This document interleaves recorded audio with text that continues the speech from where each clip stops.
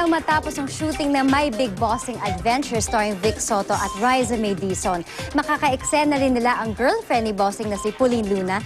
Totoo nga bang may pinapagawa na silang bahay? Alamin sa chika ni Larson Chavez. Malaking eksena ang kinunan sa shooting ngayong araw ng My Big Bossing's Adventure. Si Bossing Vic Soto, nag-ala prinsipe. Prinsesa naman si Riza May Dizon. Masayang ibinalita ni Vic na matatapos nila ang pelikula bago pa ang deadline na itinakda ng Metro Manila Film Fest Executive Committee. Abot na abot, kumbaga parang 2/3 sa kami. Tapos siguro mga 8 shooting days na lang. The whole of November, by December tapos na kami. May 3 yugto ang pelikula at sa isang episode, makakasama ni na Bossing at Riza si Pauline Luna.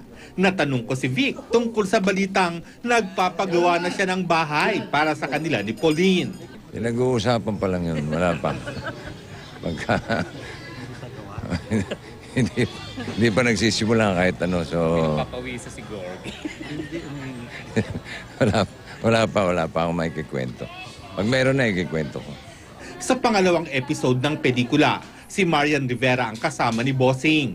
Bago raw matapos ang shooting ito, kinausap ni Marian at ni Dingdong Dante si Vic kaugnay sa pagnininong sa kanilang kasal sa December. Feeling ninong, alam mo yung feeling na...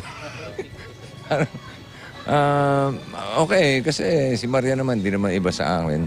Hindi naman iba sa amin si Marian.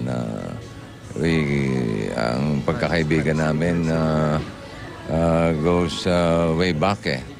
Lars Santiago, updated sa Showbiz Happenings.